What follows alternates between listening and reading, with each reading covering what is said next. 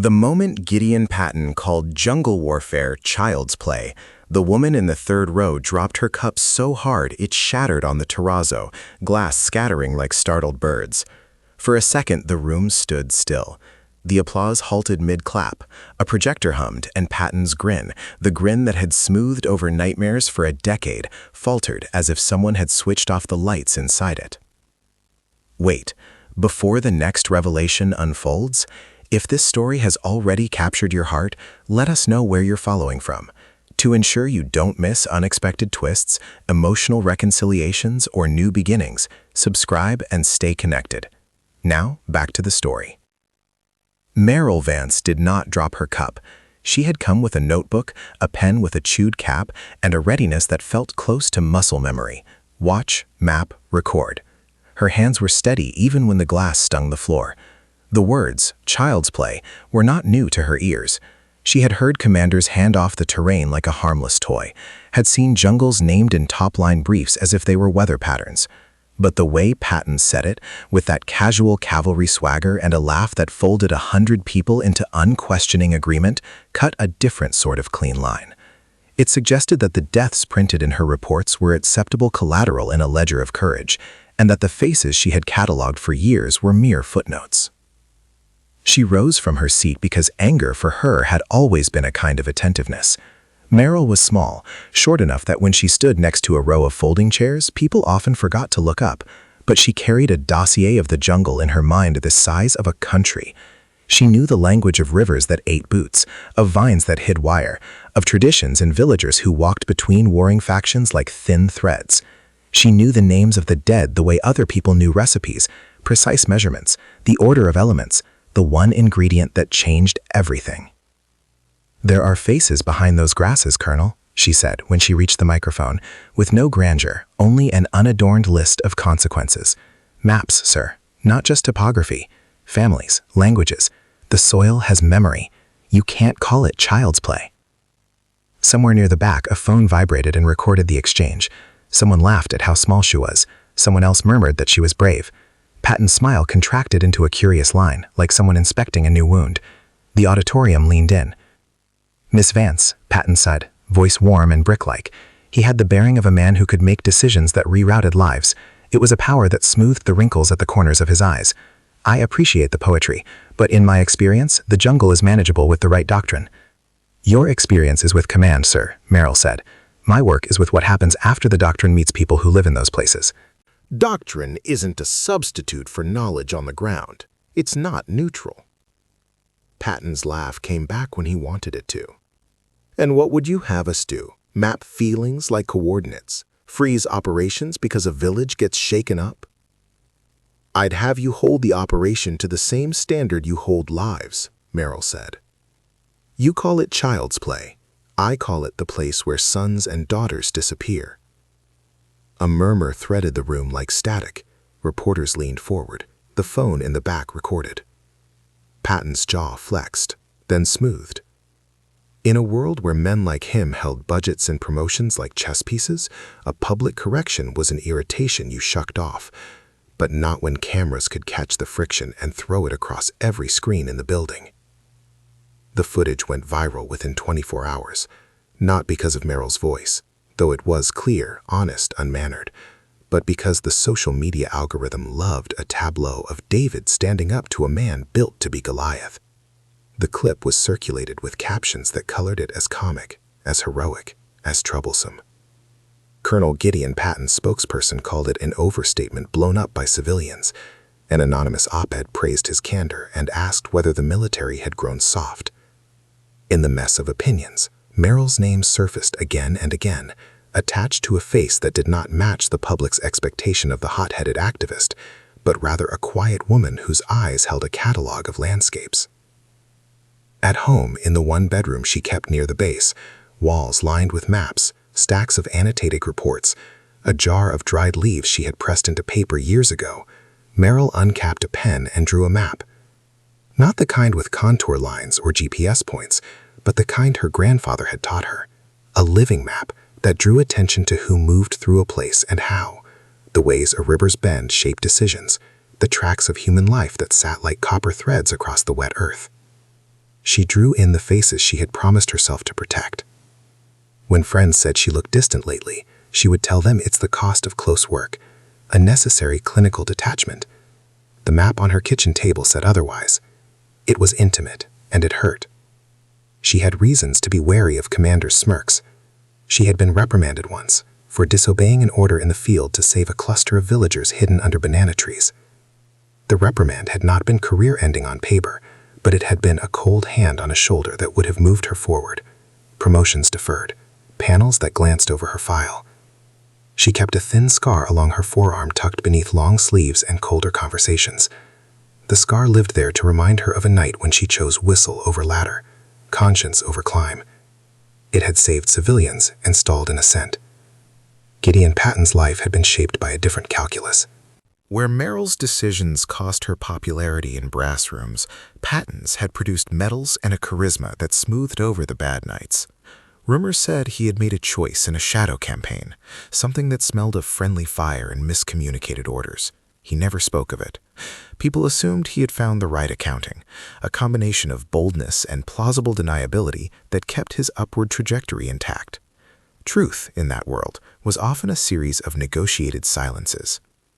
When the brass reassigned Merrill to Patton's operational planning cell, an inconvenient euphemism for being moved under the same roof as the man who had said the words, she understood immediately that this was punishment wrapped in a cloak of utility. The official line said, "Given Miss Vance's field expertise, her immediate integration into Colonel Patton's planning cell will augment operational precision." Translation: quiet her, put her where she could be watched, harness her not as a critic but as a tool. Her first day in the planning cell felt like walking into a theater where the props were the same as the headlines. Open plan tables, whiteboards scrawled with icons and potential insertion points, a hum of men and women whose faces had worked under different generals and learned the rhythms of obedience. Patton was there, arriving last, the room shifting as if in recognition. Up close, he was less a caricature and more a force, broad shoulders, a jaw northerly and unyielding, eyes that could be kind in a way that was almost criminal, because kindness in someone with his power could mean forgiveness or it could mean leverage. "Miss Vance," he said, like he had said her name in the auditorium, familiar, assessing. "I read your notes." "You didn't have to," she answered. "They're in the public domain now." He lifted an eyebrow, the kind of expression that invited confessions or traps. Public domain is a funny thing. It often lands you where you least expect. Their first operational meeting was the slow unspooling of an argument neither would hand in full. Merrill watched him decide by instinct, by a kind of military intuition that had been honed on deployments and came bundled with a thick coat of deference from everyone else in the room. He suggested insertion points. He assumed predictable supply lines. Merrill's hand rose only twice, once to annotate a river seasonal trick, once to mark an area where the village had shifted territory in response to the previous year's operation. Each time he listened, indulgently, then folded the detail into plans with the air of someone accepting a favor rather than a necessary correction. "You lived in these rooms a long time," Merrill thought, "and you learned how to speak." Her corrections were never rhetorical flourishes. They were a matter of life and afterlife. When she spelled out what would happen if a line crossed the villager's path, Patton's face closed into something private. He did not argue. He catalogued. His silence felt like a measurement. It made her shoulders prick with a confused gratitude she could not place. Night calls began. Briefings ran late and then later. Strategies mutated under the pressure of cameras and politics. Merrill slept poorly, dreams full of water and the feel of vines like fingers. She kept her scar hidden beneath sleeves and a diplomatic reserve. Patton, sometimes, would walk past her desk with a mug and pause, not in a way that felt invasive at first, but like a man testing the edges of a map he hadn't read.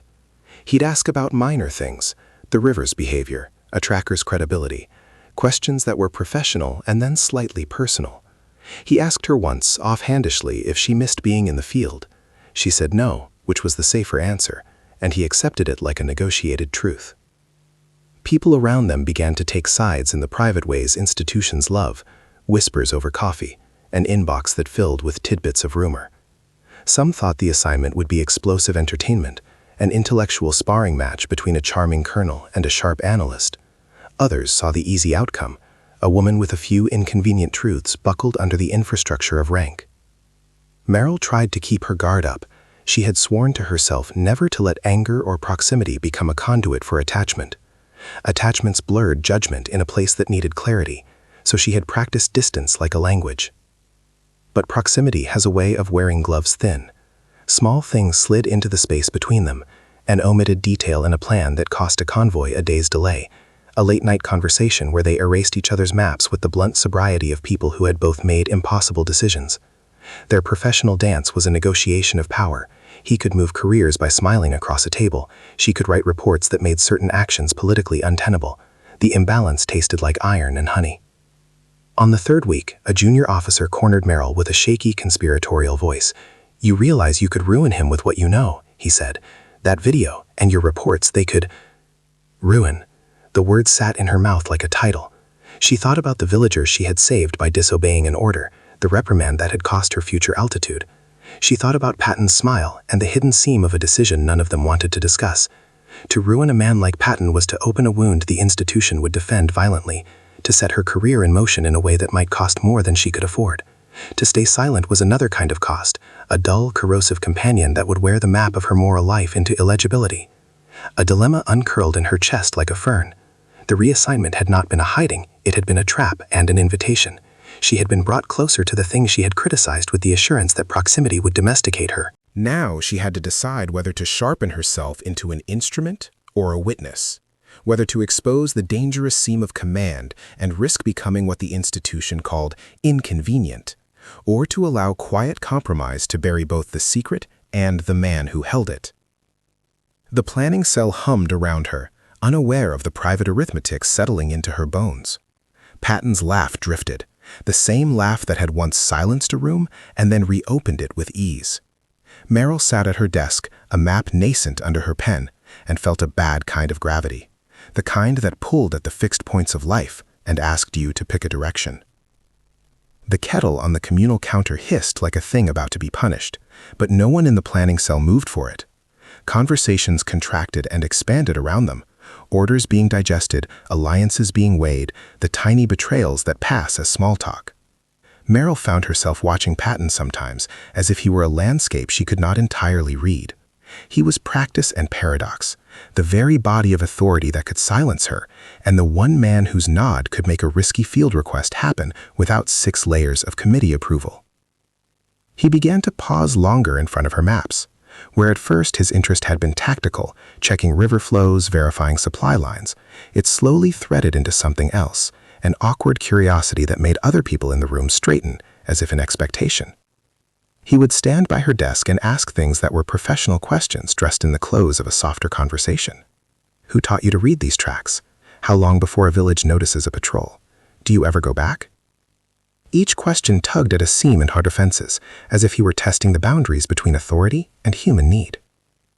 Merrill answered with the economy that had kept her alive. Short sentences, exact terms, no invitations. She was careful to return his questions with the same degree of clinical relevance that the job demanded. Yet the more precise she was, the more he seemed to register what she left out. Once, after a particularly terse exchange, she caught her watching a small jar of pressed leaves on the corner of her desk and said simply, "Your hands are steady." It wasn't a flirtation she could file under policy violations. It felt like an acknowledgement with a gravity that made the air feel thicker. She wanted to strike him then, for the offhanded dismissal that had started this, and for the way he now walked through her days like a tide. But there was also a part of her that listened when he spoke, and heard for the first time not the armor but the traces of fatigue beneath it. He seemed tired in a manner that had nothing to do with long briefings, tired in the hollowed places where decisions had been made and left unremarked. The first fracture came in a supply room where men hanging end-of-day conversation mistook frankness for malice. A draft report had circulated, one Merrill hadn't signed off on, that recommended a training operation staged along a border where villagers had begun to settle. The recommendation used sterile language about mission rehearsal and terrain familiarization. Merrill saw the paragraph as an eraser. It would wipe the village from the map of consideration. She flagged it. Patton didn't retract it. Instead, he altered its language to include an assessment. Consider potential civilian displacement. The addition was small, but in the world they inhabited, small edits were often the difference between bodies and padded statistics. After the meeting, a sergeant approached Merrill, frowning. "You really think Colonel Patton's doing this to spite you?" he asked, low enough that the room's other sounds didn't swallow him. "Some people are reading this as you trying to make him look bad." "Some people are looking for color in a gray file," she answered. She didn't say she thought he was smarter than that, or that she thought he was trying to protect something by folding her correction into his language. She also didn't say she worried, with a private ache, that his alterations were a kind of claim, an attempt to own the moral corrections without altering the cost. That night, the video of their initial confrontation had spawned comment threats that had become battlegrounds. Veterans praised Merrill for bravery. Retired commanders posted think pieces about the necessity of decisive action. Somewhere in the tangle, a woman from a village near the contested border posted a short, grainy video with a child's voice in the background saying, "They came when the river turned." The clip looped without comment, its smallness grotesque against the flash and glare of headlines. Merrill found herself pulled into an internal debate she had always believed she'd outrun. She had come to the institution to make things clearer, to map the actual consequences of action and inaction. Yet now, being close enough to see the human machinery turning, she felt the pull toward defensive loyalties. It was easier, she realized, to strike at commanders from afar than to be the person translating consequences into decisions when those decisions would bounce back toward you. A day later, Patton asked her to join him for a site visit to the border region. It was framed as a professional necessity. His team wanted first-hand confirmation of environmental intelligence before approving the training operation. But the request felt more intimate in its formality, a test that would place them in the very landscape that had started their public collision.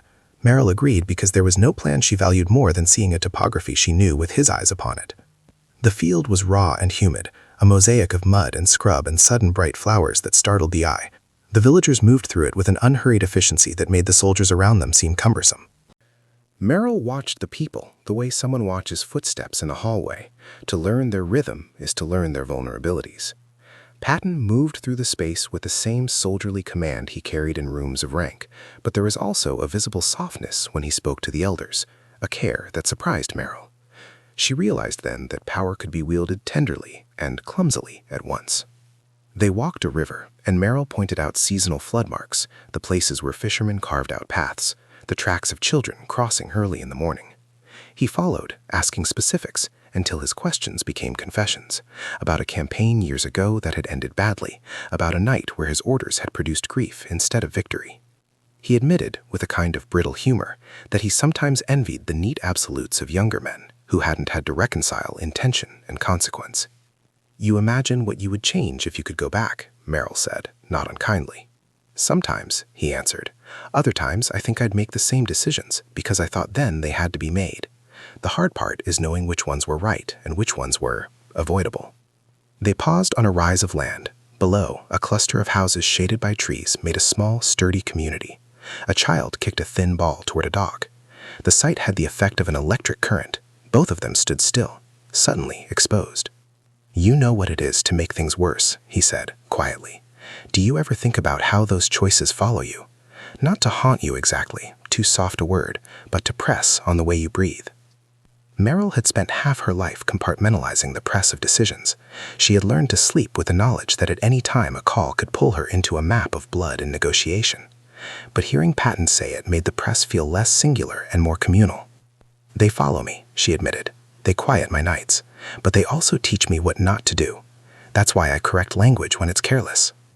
He looked at her for a long moment, his expression uncannily absent of the protective humor he used publicly. "And me?" he asked. "Do I come across as careless?" His question was a hinge. For reasons she did not understand, Merrill wanted to tell him everything about the banana trees, the night she ignored a command, the scar that seam of her forearm where the memory lived. She stilled. The professional world didn't tolerate confessional intimacy. It tolerated facts. "You come across as someone whose mistakes haven't been fully accounted for," she said instead. He nodded as if she had offered a report she couldn't deny. "Fair." They left with no dramatic revelation, but both felt the aftershift of something altered. In the days that followed, the push and pull between them intensified in ways that were not solely about policy. Patton began to include her in conversations where previously she had only been trotted out as an expert witness. It was not always comfortable. Sometimes it felt like a slow colonization of autonomy. He would talk strategy in the morning and ask about the children's schooling in the afternoon. He would make a flippant joke that reminded her of the man who had called the jungle child's play, and then follow it with a pointed question about the exact distance between a riverbank erosion and the nearby home. At the next operational review, a new piece of evidence surfaced: satellite imagery that complicated their plans. It showed that the village had been moving, not out of fear alone, but because of shifting resource lines, and that any operation deployed without consultation could sever the tenuous agreements holding the area steady. Patton, who had begun to admit the necessity of nuance, argued for a phased approach and a locally led liaison. Some higher-ups pushed back, citing the propaganda risk of letting insurgent forces perceive hesitation. Merrill watched Patton defend the phased approach with an earnestness that had a strange beauty to it. He used her data, he used the names she had given the farmers, and the track markers she had insisted were important. He took her facts and wore them like a shield, and for the first time she felt seen, not as an inconvenient critic, but as a necessary interpreter. The victory was fragile. After the meeting, a lieutenant who had always seemed to find his confidence in being blunt approached Merrill with a sardonic smile. "So, the little analyst tames the lion," he said to the room, loud enough for the whole staff to hear. "Gideon listens to a woman with a pen." The room laughed. The laughter had the harvest of a field marked. Merrill felt the old itch of danger. Being the subject of jokes could be a career poison. Patton's face tightened, then softened, then hardened with a look that was hard to place. He stepped in front of her in a way that made other people rearrange themselves, as if his presence was a physical buffer. He said nothing immoderate. He simply, in a slow, deliberate way, reasserted the professional legitimacy of what she had presented, and the laughter died. She wanted to be furious at the facade he created when he spoke for her, to assert that her own voice was equal to his. Instead, she felt a crude gratitude. It felt like being given cover in open terrain. But gratitude in their world had a price tag she couldn't immediately appraise. Night after night, decisions accumulated like sediment. Each choice tilted the landscape between them. Small acts of defense, small acts of control, gestures that were both protection and ownership. Their tensions did not resolve. They braided into a new pattern, the instinct to save and the instinct to possess. Merrill recognized the shape of it and feared it. She had sworn never to let her moral outrage become entangled with private dependence. Yet here, in the humming artery of bureaucracy and power, that was exactly what threatened to happen. One evening, after a long review meeting where the room had been split between caution and aggression, Patton walked her to her car. The parking lot was half lit, the air heavy with the promise of rain. He stopped, hands tucked in his jacket, and looked at her like a man trying to read a map without a compass. "You could be loud," he said without preface. "You should be loud, sometimes. But there are places where loud ruins more than it heals." "Places where loud saves people, too," Merrill countered, fatigue sharp on her voice. He watched her for a long moment. "I don't disagree." Then, softer, almost inaudible, "I don't want you to get crushed trying to do good." Merrill felt something like pity or protection rise up for him, an ember of empathy she had not expected. "And I don't want arbitrary kindness to cover harm," she said. He closed his eyes, a quick blink like a man who had decided to shave a shame. "Maybe we both have to learn where the line is," he said. They parted without more, but the echo of his last sentence followed her home, weaving into sleep and waking, into maps and the pressure of pens. The push and pull between them had become less about public performance and more about something quieter and far more perilous, the possibility of needing one another in ways that would change the terms of their lives. The decision she had to make, whether to sharpen herself into an instrument of accountability or to be a witness who could be consumed by the institution's appetite for silence, was no longer only a choice of action. It had become a question of whether she could allow someone with power to act as her ally without yielding herself. Merrill lay awake that night with the taste of the parking lot rain in her mouth and the image of the child's ball in the village below her skin. The world they were trying to hold upright seemed less like a set of lines on a page and more like a living net, holding some people aloft and letting others fall through because of a careless knot. Patton had admitted fallibility. She had kept her scar hidden. Their vulnerabilities were beginning to intersect in a way that promised either rescue or ruin. Outside, the storm finally broke, and the sound was close enough to be a presence. Merrill closed her eyes and mapped not rivers, but the vector of choices stretching ahead. Expose and risk everything, or protect and let compromise take root. The plan she had drafted for the next day weighed in her bag like a stone. She did not yet know which hand she would use to hurl it, or which to tuck it close. The unanswered part of her felt like a country waiting to be explored, and the guide at the gate was, impossibly, Gideon Patton. The first blow came by way of an innocuous email. Request for interview. Operational review. It was stamped with a seal that meant the same thing as a summons.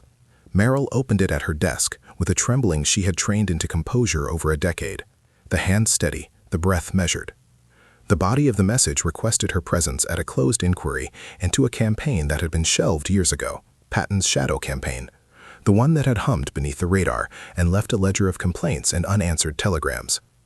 The subject line did not name the colonel, but everyone in the planning cell understood the subtext before the last syllable had dissolved. Inside, things started to unspool. The inquiry was not a gentle curiosity. It was an excavation.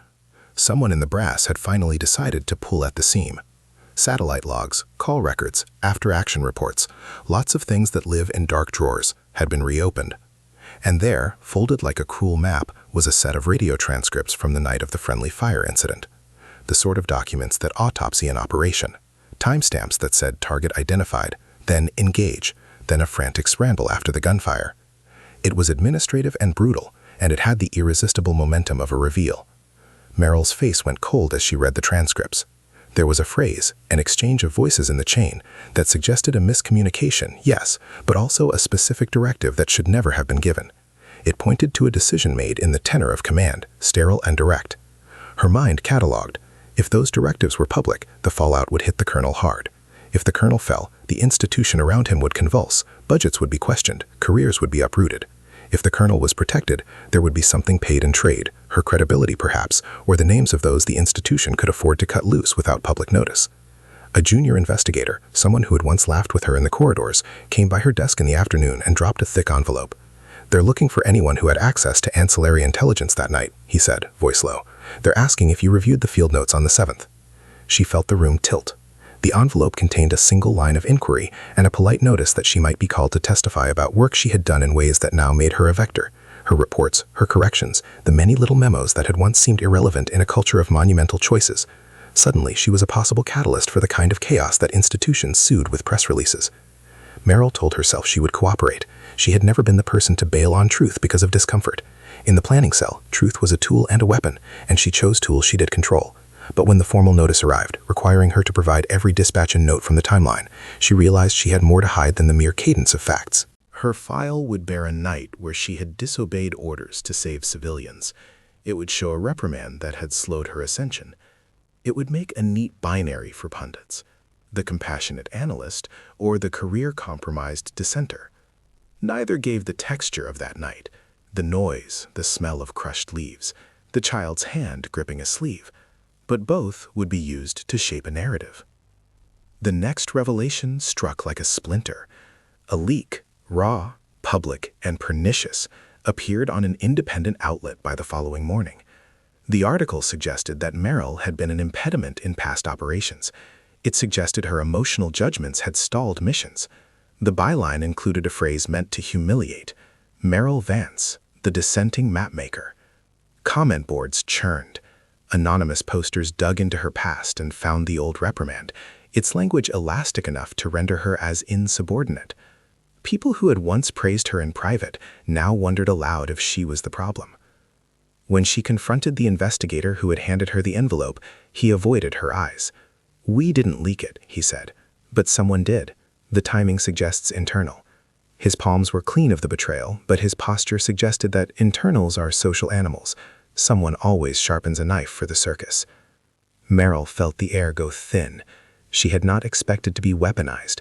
She had expected an inquiry and perhaps vindication. Instead, the state of being under scrutiny flattened into humiliation. She sat down at her desk and watched the world narrow into the hollow where rumor could thrive unopposed by nuance.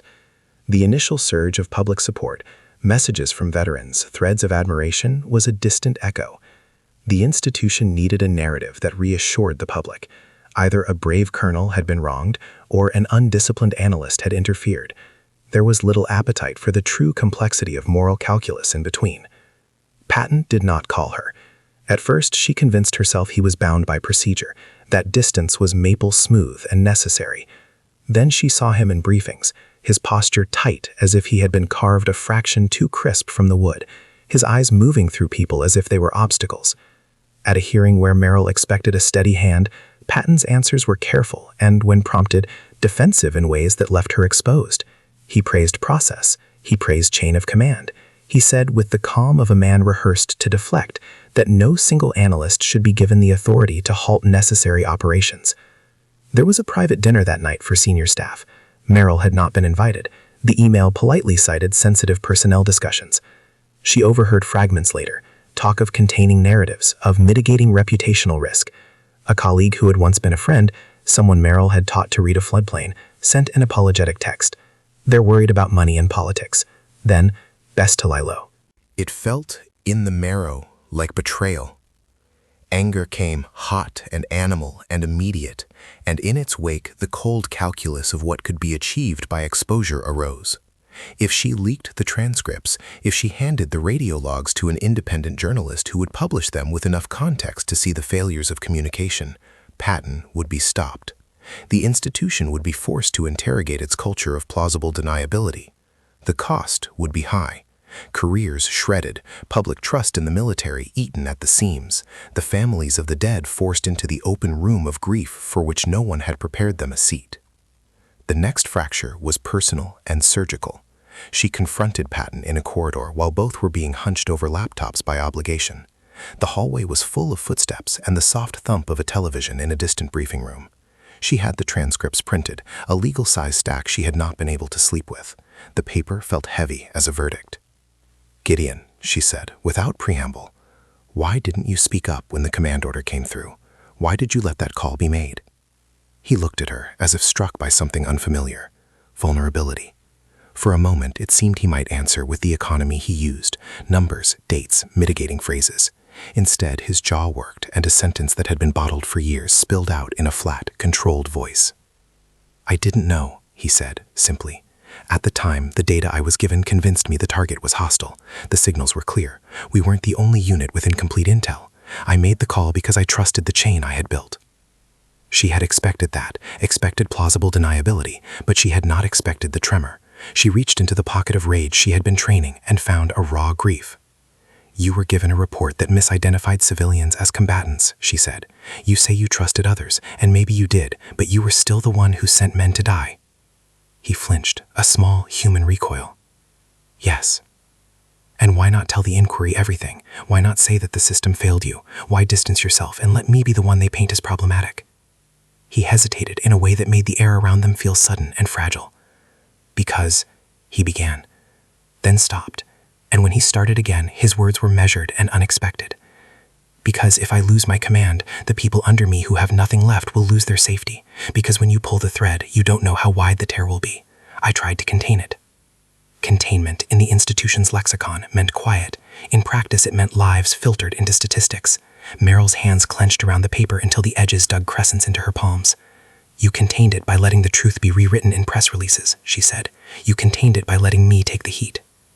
"I didn't let you take the heat," he said, and the voice was not a defense so much as an admission. There are things I tried to protect. There are people I thought I'd be protecting if I kept certain narratives intact." "Which people?" The question was knife-soft. He looked away. For the first time, she saw something like the weight under his ribcage.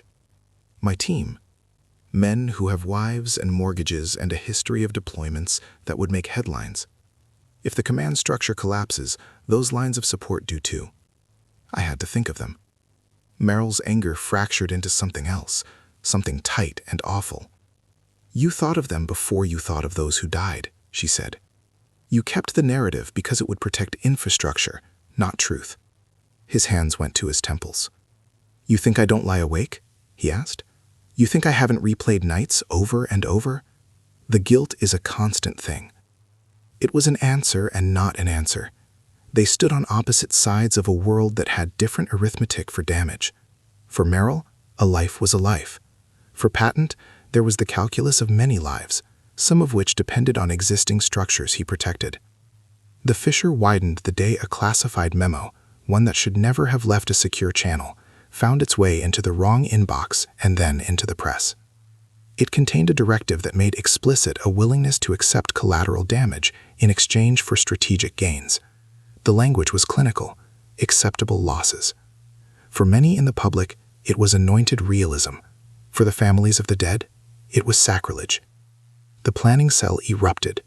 People she had counted on, colleagues, mentors, sidestepped as if avoiding contagion. One by one, alliances formed, not around shared values, but shared preservation. The man who had once taught her to read contour lines sent a condolence text that read like a negotiation. "It's messy," he wrote. "Careful." The phrase felt like a verdict. A second betrayal cut deeper. Someone on Patton's staff had briefed reporters that Merrill's public correction in the auditorium was the beginning of her campaign against command prerogative. The news cycle went savage. 3 senior officers testified that an environment of distraction had compromised operations. They implied Merrill's presence in Patton's cell was a risk factor. The message was clear. She was the problem, not the policies. When Merrill confronted the staffer who had leaked, she found herself alone at the edge of a conference table. His eyes were dull. "We weren't given a choice," he said. "You can't understand what it's like to have dozens of people depending on the appearance of order.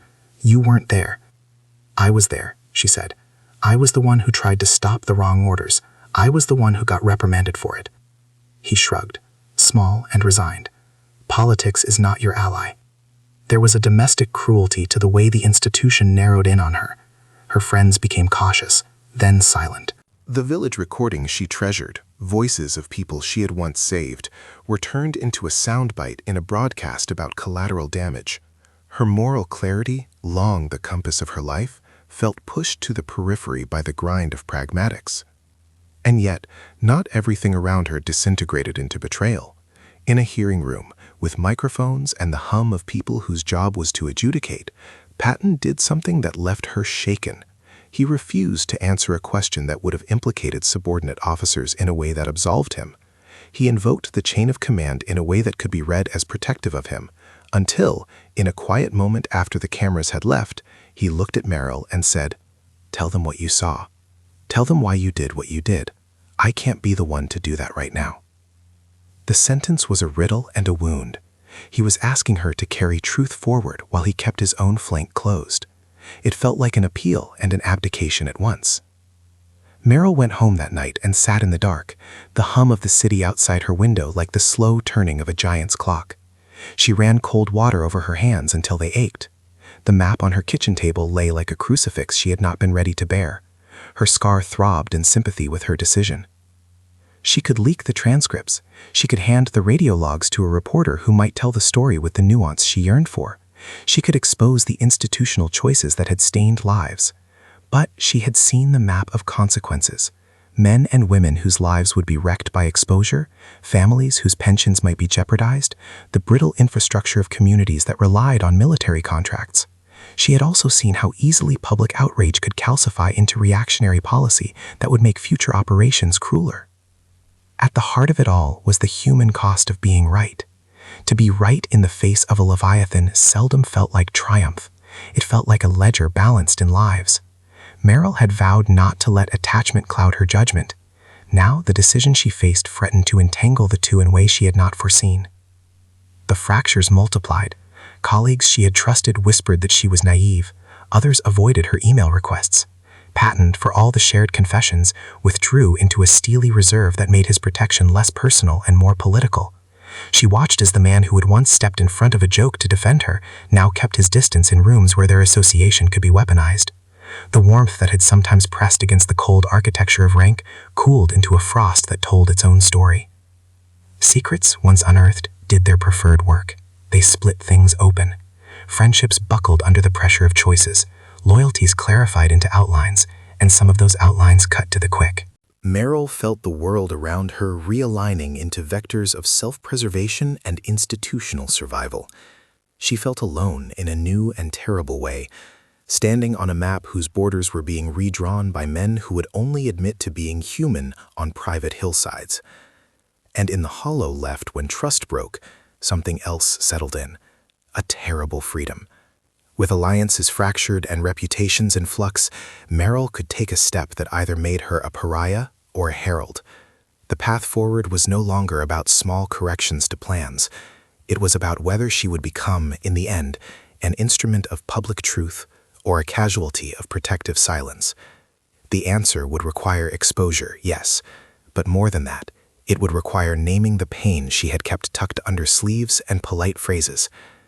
She opened a drawer and pulled out a small, folded scrap of paper she had kept for years, the only written reprimand she had ever received. The words were clinical, neutral. The memory behind them was still warm. She smoothed the paper as if it might tell her which hand to use. The storm outside grew louder, and in the distance, a thunderclap sounded like a final punctuation. Merrill realized then that secrets had not just fractured institutions, they had cleaved people. They had made bedfellows of powerless things and rendered protector into prosecutor by inches. She had to choose whom she would be now, the woman who stood on the edge and hurled a stone, or the woman who stepped into the gap and tried to hold as many people as she could while the truth did its messy work. Her choice was not yet made, but the fracture had taught her that silence, too, was a decision, one that bore a weight almost as heavy as the evidence she held. They came like a rumor, at first a flicker on the edge of the training grid, distant engine noise, a line of figures moving through tall grass that should have been cordoned. The simulation that was supposed to be a controlled rehearsal dissolved in the humidity of reality. Sensors that should have warned them were silent in the places it mattered. A radio relay misrouted a command. The map on Merrill's tablet lit up with red she had not expected. Insurgents, someone said. The word landed and multiplied. Merrill's mouth went dry in a way she recognized as focus. Maps were not just paper for her, they were ethics in ink. She slid from her chair and moved toward the projection where the grid folded into the scrub. Patton was already there, his jaw set like a hinge you could not pry. Their colleagues split into committees of panic.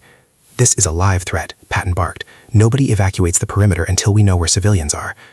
Merrill swallowed the litany of possible consequences and thought of the village she'd walked with him. Thin houses, a laughing child, the river's bend that swallowed shoes. She opened the map layer she had been quietly compiling for weeks, the human map, the one that marked not only roads, but the subtler tracks of life. Her finger traced a line through a stand of palmettos where the villagers habitually moved at dusk to fetch water. "There's a corridor there," she said. "They come through the North Scarp to avoid patrols.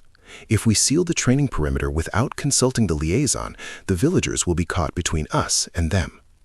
"In other words," a captain demanded. "In other words, stop the exercise and open civilian egress. Use the liaison to shepherd non-combatants south. Use me to lead the liaison. I know where they will be." Patton looked at her in a way that finally belonged to no public theater.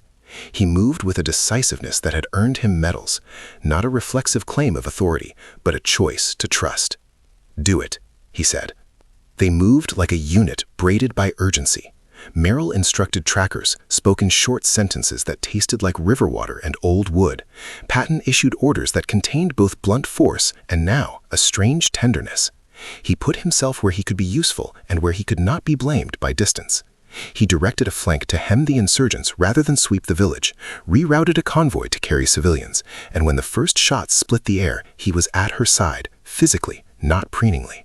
They ducked into a trench, and he keyed the radio with a hand that trembled in a way that told her more than a report could. Fear that had been smoothed into habit, now raw. An insurgent reached a house. A child screamed. Merrill did what she had always done. She thought like the people she was trying to protect. She crawled through mud toward the doorway the child had bolted from, ignoring the instruction to hold back for cover. Patton saw her move and barked at her to stay, a command layered now with something else, but she kept going because he could not possibly protect the thing she knew by paper alone. She shoved through the door and found a man pressed to the floor, a woman holding 2 small children. The insurgent's shadow passed the window, close enough that Merrill felt the cloth of a breath. She reached for the woman's hand and spoke the contact name of the village liaison in the cadence that said, "Cooperation is our only currency." A firefight flared across the compound. Noise and smoke and the metallic tang of panic crowded the hours into minutes. From the doorway, Patton saw Merrill and made the calculation only he could make now. If she went down, her truth would be buried in an unseemly heap of outrages. If he exposed himself, he might divert fire and allow her to get back. He stepped into the doorway and drew insurgent attention like a flare. "Merrill, get out!" he shouted. She wanted to say no, to stay and finish what she had started, but something in his voice unfurled into a personal thing, petitioner and protector at once. She moved, but not before closing her hand over his forearm, an old, fierce map between them.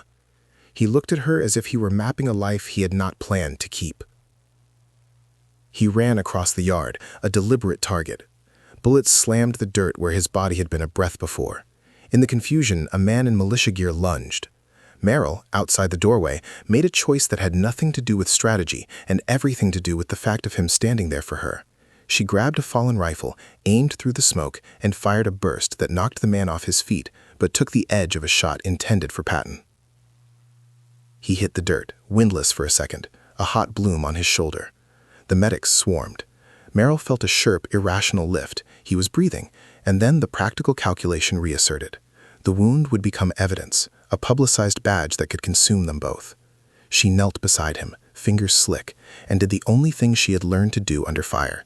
She steadied hands that had made impossible choices. He looked at her with a face that was not the easy grin of press conferences, but a raw, private thing. "Don't you dare die on me," she said, the voice odd in the din. "Don't you dare make me be the hero without consequences," he said back, half smiling through the blood, and there was a softness there that had nothing to do with rank. He survived because the field medics worked like cures, and because the insurgents were routed by the quick, messy coalition of soldiers and villagers who refused to let their homes be theater. In the aftermath, while the base cataloged damage and cameras ate away at quiet, Patton did something that until then had been only a private tremor. He told the inquiry a version of truth that relinquished some control without autopsying his entire command. He publicly accepted that the command's decision-making matrix had been flawed. He offered his own testimony in a way that directed attention to structural failures and not only to a scapegoat. He did not name everyone who had erred, and he did not offer his neck to the knife unguarded. He did, however, take responsibility in the way that cost him the pristine myth of infallibility. His public concession carved space for Merrill to present her evidence without being immediately dismissed as an office gadfly. When the reporters circled and the brass convened and the families of the injured demanded answers, Patton refused the scripted denials. Instead, he handed Merrill the mic at a press briefing and said, plainly, "She saved more lives today than my doctrine ever did." The cameras found her face, haggard, muddy, alive. For a beat, the institution's appetite for tidy narratives faltered under an image that could not be spun into a neat soundbite. A small woman with a map of people's lives in her hand, and a decorated colonel stripped of the invulnerability that had long protected him. Later, when the formal dust had settled into policy memos and slow reforms, Patton took a step with real consequence. He requested a non-operational reassignment to take oversight of liaison and civilian integration programs, work that meant giving up the kind of command that insulated him with medals. It was not a resignation. It was a relinquishment that rebalanced power by design rather than by scandal. He lost a public pedestal, but kept a role that aligned with the values he had finally pronounced. Merrill watched him sign the paperwork and felt a peculiar pinch, relief braided with loss. He had surrendered an essential lever of authority. In exchange, he offered something rarer, accountability that might last. That night, in a tent smelling of wet canvas and antiseptic, Patton reached for her.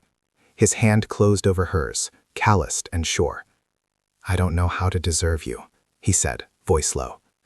Merrill traced the ridge of the scar along her forearm and let the honesty she had kept like a currency spill out.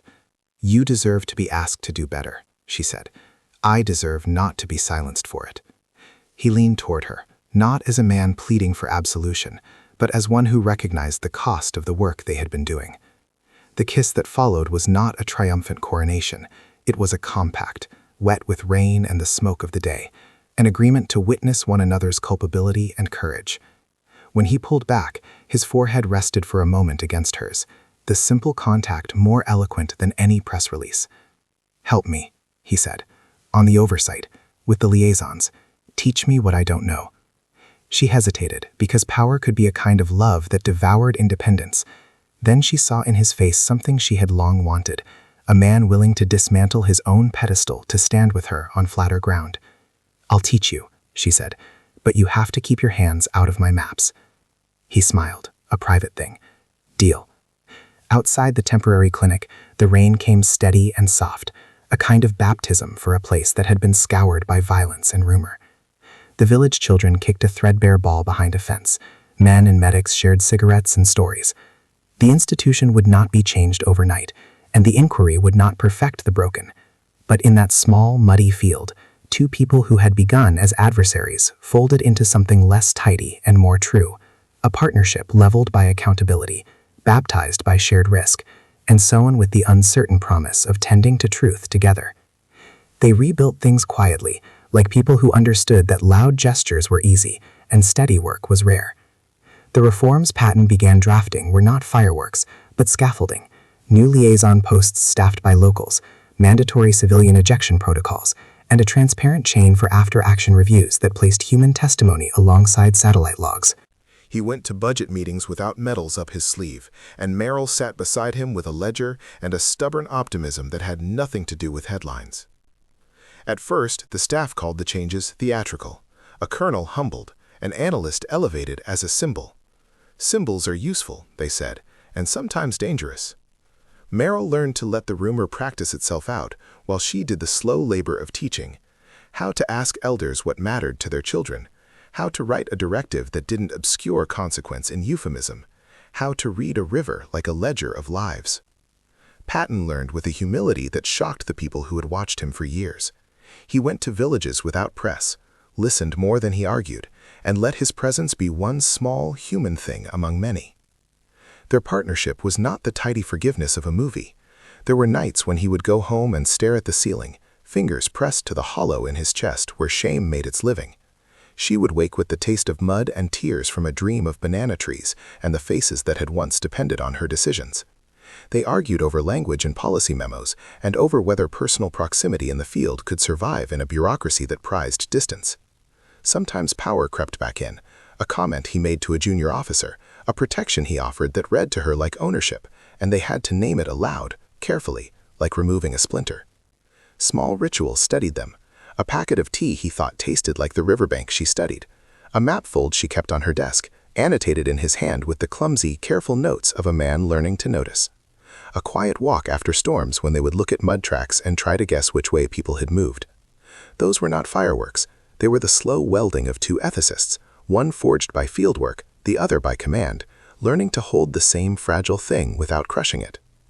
Years later, when reporters asked about the change that had come, how doctrine bent to people, Patton would say in an interview, without flourish, "She taught me the cost of calling a place by nickname." Merrill, who disliked interviews but had grown used to being asked to translate maps into language, would answer with a sentence that had become her compass: "You cannot protect people you do not see." The last image was small and stubbornly domestic. Merrill standing on a low hill at dusk with a broad, worn map unfurled between them, Patton's hand, now ungloved by ceremonious authority, tucked at the corner. Below, the village lights blinked like patient constellations. A child kicked a ball that rolled into the soft shadow of a fence. The river moved as it always had, indifferent and necessary. They did not look like conquerors or saints.